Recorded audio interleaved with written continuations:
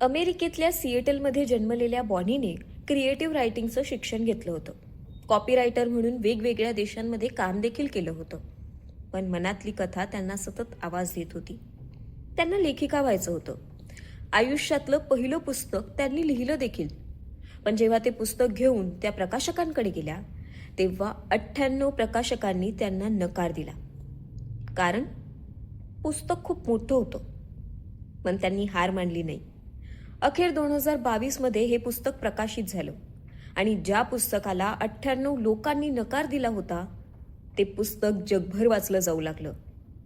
मी बोलतीये बॉनी गार्मस यांनी लिहिलेल्या लेसन्स इन केमिस्ट्री बद्दल. कथेची नायिका एलिझाबेथ झॉट. वाचकांना ही नायिका मनापासून भावली, कारण ती केवळ हुशार वैज्ञानिक नव्हती, तर समाजाने घातलेल्या चौकटींना धडक देणारी, स्वतःचा आवाज शोधणारी एक बंडखोर स्त्री होती. आज लेसन्स इन केमिस्ट्री 42 देशात वाचलं जात आहे. ॲपल टीव्हीने त्यावर वेबसिरीज देखील केली आहे, ज्यात ब्री लार्सन मुख्य भूमिकेत आहे. तर बॉनी गार्मस यांना ऑथर ऑफ द इयर सारखे अवॉर्ड देखील मिळत आहेत.